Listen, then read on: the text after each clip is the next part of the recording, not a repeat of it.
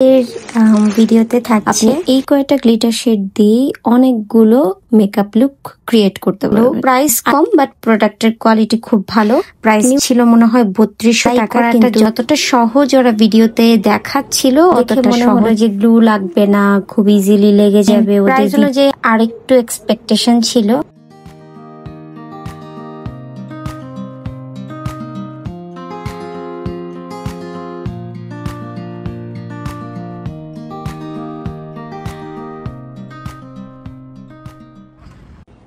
Hello and assalamu alaikum everyone. I am Mim welcoming you to my another episode of আজকে আমি কি কিনলাম।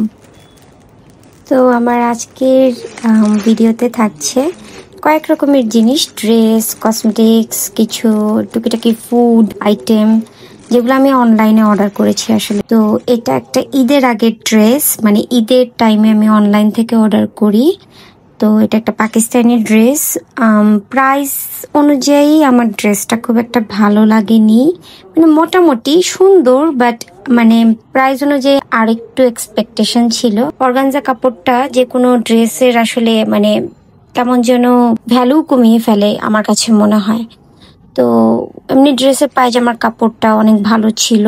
তারপরে হচ্ছে ড্রেসের অর্গানজার নিচে একটা খুব সুন্দর একটা সিল্কের কাপড় ছিল, বাট অর্গানজার কাপড়ের উপরে যে মানে এমব্রয়ডারি গুলো করা, এটা খুব কমন হয়ে গেছে এখন ইদানিং, এজন্য আর খুব একটা ভালো লাগে না। তো এই ড্রেসটা আমার একবারই পরা হয়েছে, একটা অনুষ্ঠানে মানে দাওয়াতে পরে গিয়েছিলাম। দেন নেক্সট হচ্ছে একটা প্রোডাক্ট আমার চোখের সামনে বারবার ঘুরছিল অনলাইনে, সেটা হচ্ছে ম্যাগনেট আইল্যাশ।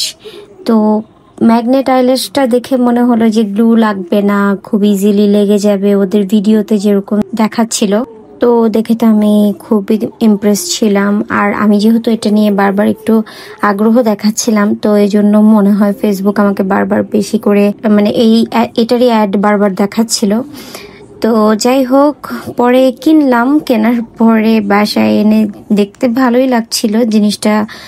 কোয়ালিটি অবশ্যই অনেক ভালো, কোয়ালিটি খারাপ না, জিনিসের কোয়ালিটি ভালো। বাট প্রবলেম হচ্ছে যে এটা অ্যাপ্লাই করাটা যতটা সহজ ওরা ভিডিওতে দেখাচ্ছিল অতটা সহজ কিন্তু অ্যাপ্লাই করতে না।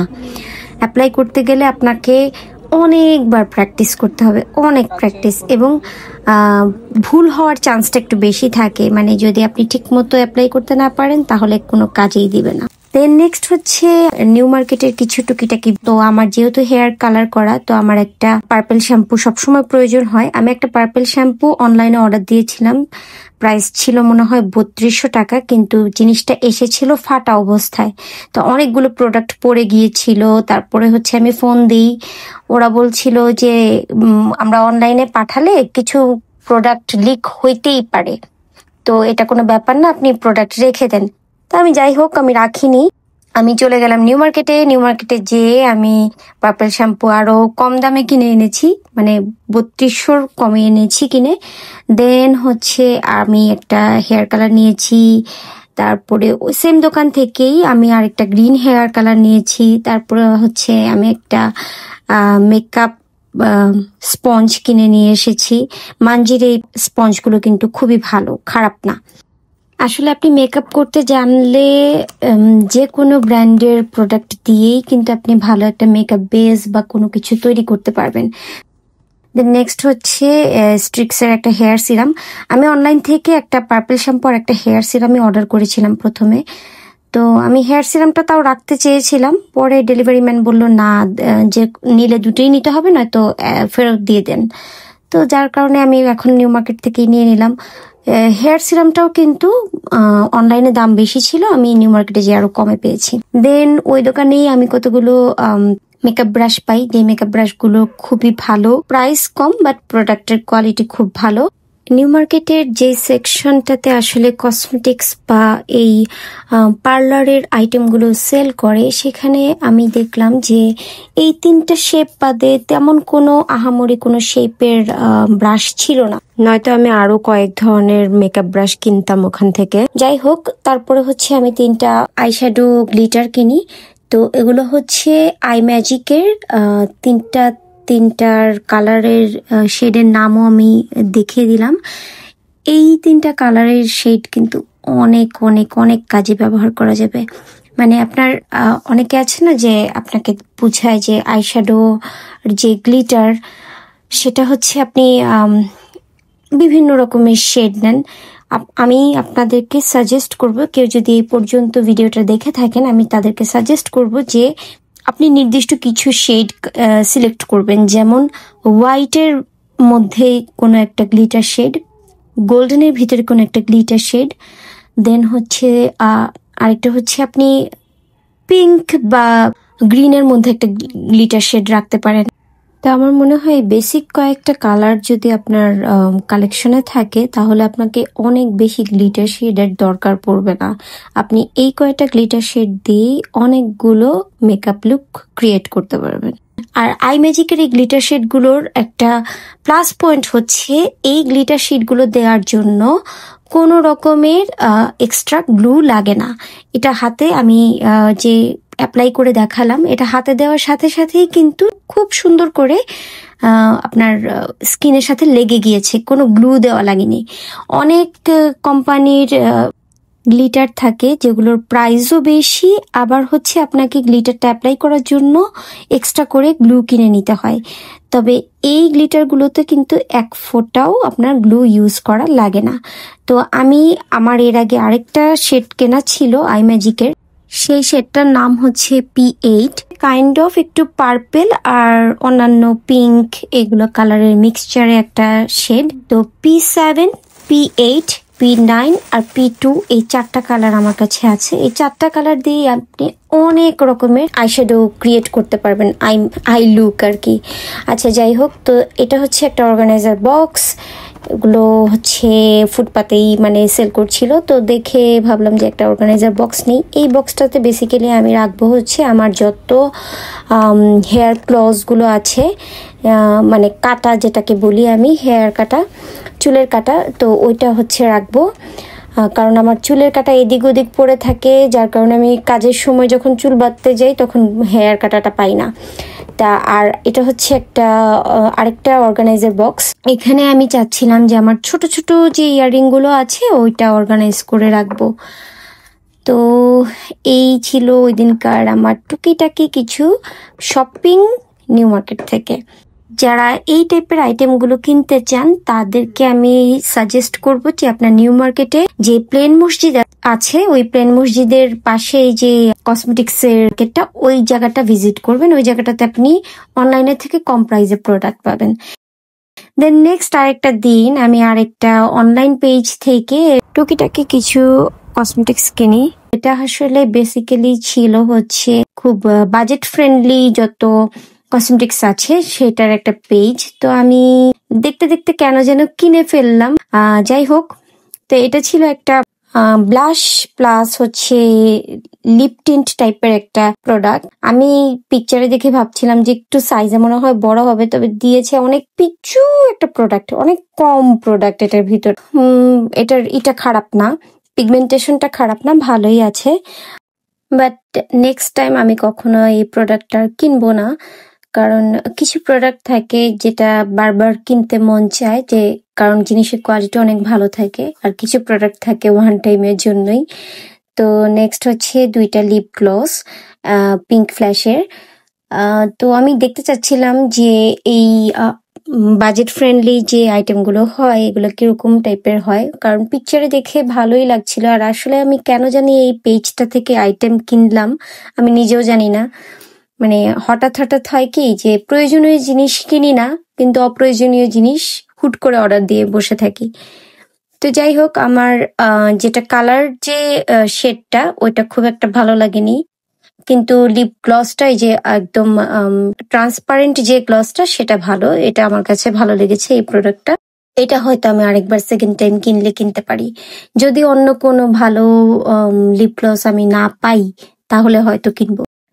আসলে কিছু ক্ষেত্রে না মানে বলা যায় না যে আমি এই জিনিসটা সেকেন্ড টাইম আসলে কিনবো কি কিনবো না, কারণ অনেক বেশি ভালো না লাগলে আসলে সেকেন্ড টাইম কেনা হয় না কোনো জিনিস। যেমন আমার হুডা বিউটির একটা লিপস্টিক আছে, ওইটা আমি বারবার বারবার কিনছি, শেষ হয়ে গেলে আবার কিনছি।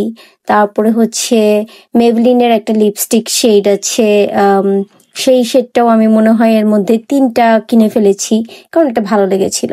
তো যাই হোক, এর মধ্যে কথা বলতে বলতে আমি খুলছিলাম হচ্ছে একটা ব্লাশ অ্যান্ড হাইলাইটারের একটা কম্বো সেট। 3টা সেকশন আছে আর কি। তো 2টা হচ্ছে হাইলাইটার আর একটা হচ্ছে ব্লাশ।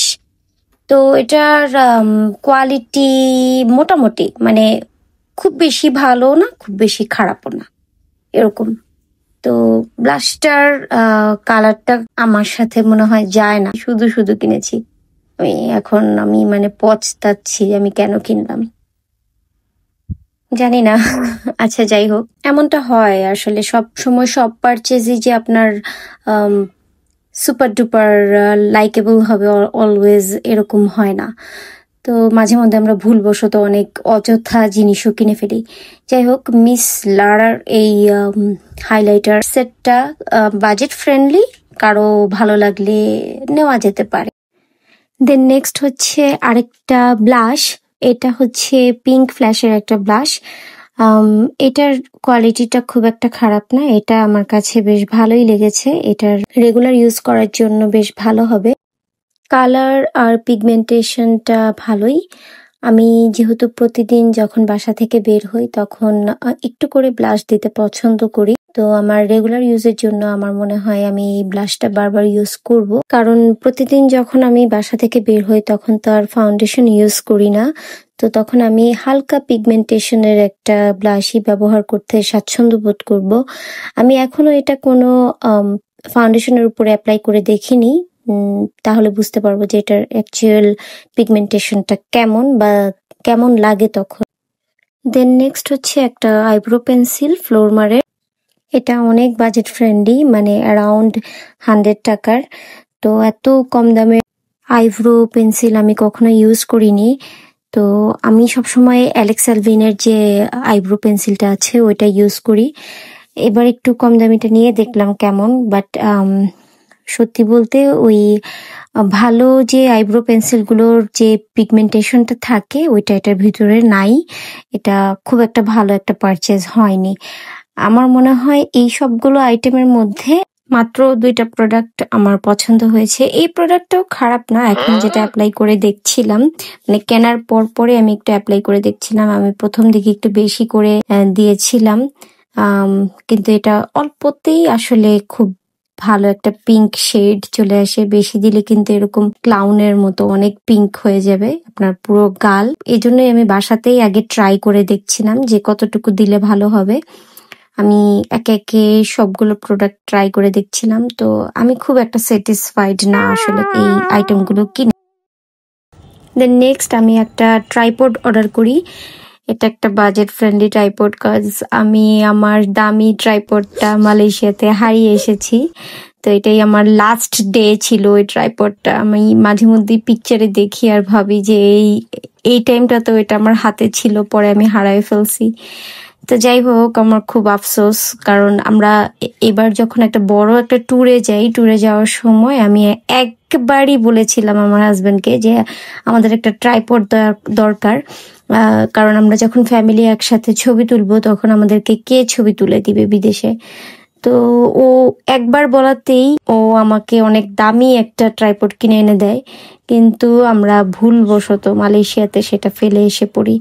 আমার এই আফসোসটা থেকে যাবে। যাই হোক, যেহেতু আমার ট্রাইপড লাগেই, তো আমি পরে একটা বাজেট ফ্রেন্ডলি খুব কম দামে একটা ট্রাইপড অর্ডার করি। এটার ইটা ভালো, কোয়ালিটিটা ভালো, খারাপ না, তবে একটু ওয়েবেলি, মানে একটু নড়ে বেশি। বেশি লম্বা করলে বা খাটো থাকা অবস্থাতেও এই জিনিসটা স্টেবল থাকে না, যেটা দামিটাতে ছিল। আচ্ছা, আমার যে আগের যে ট্রাইপডটা ছিল ওইটা ছিল উলানজির মডেল নাম্বার MT78 মনে হয়। আমার এক্স্যাক্ট মডেল নাম্বারটা মনে নেই, মনে হয় আমি 10 থেকে 12 দিন হয়তো ইউজ করেছি বড় জোর, এরপরে হারিয়ে ফেললাম। আর কি করার, এখন নাই মামার থেকে কানা মামা দিয়ে আমি চালাচ্ছি। এনিওয়ে, এরপরে এটা হচ্ছে আরেকটা দিনের একটা ভিডিও। সেটা হচ্ছে আমি অর্ডার করেছিলাম কিছু ফুড আইটেম। এগুলো হচ্ছে অনেক অ্যাড আসে ফেসবুকে যে বিভিন্ন রকমের খাবার, তিলের নাড়ু বা আখের নাড়ু, তারপরে হচ্ছে বিভিন্ন রকমের কটকটি, তারপরে এই টাইপের মানে সম্পাপড়ি, এই টাইপের খাবার। তো আমি আসলে হয় কি যে যখন কোনো কিছু অর্ডার করি একটা ভিডিও ফুটেজ রেখে দেই, মানে ডেলিভারি ম্যানরা তো উপরে আসে না, ওরা নিচে থাকে, আমার দারোয়ান আমাকে এসে দিয়ে যায়। তো যদি প্রোডাক্টে কোনো ফল্ট থাকে তখন আমি তাদেরকে কিভাবে বুঝাবো যে প্রোডাক্টে ফল্ট ছিল। তো এই জন্য আমি সবসময় একটু ভিডিও করে রাখি যাতে প্রোডাক্টে কোনো ফল্ট থাকলে আমি পেজ ওনারদেরকে ভিডিওটা পাঠাতে পারি যে আমি যখন প্যাকেজিং খোলার পরে আমি প্রোডাক্টের ফল্ট পেয়েছি। তো এই জন্যই এই ভিডিওটা করা ছিল। এটা কোনো প্রিসাইজলি শ্যুট করা ভিডিও না। তো এখানে কিছু কাঁচাগোল্লা ছিল, কাঁচাগোল্লাটা বেশ মজা ছিল। এখানে 7টা আইটেম ছিল, 7টা আইটেমের প্রাইস ছিল প্রায় 1000 টাকার মতো, ডেলিভারি চার্জ সহ 1000 টাকার একটু উপরে আসছে। তো এটাও কাইন্ড অফ আমার ওয়ান টাইম পারচেস। আমি মনে হয় নেক্সট টাইম আর এখান থেকে খাবার অর্ডার করব না। তো এই ছিল আমার আজকের টুকিটাকি শপিং, যা কিছু কিছু আইটেম ভালো লেগেছে এবং কিছু কিছু not so perfect purchase, but that's life. তো thanks for watching, take care, bye bye. দেখা হবে নেক্সট কোনো ভিডিওতে।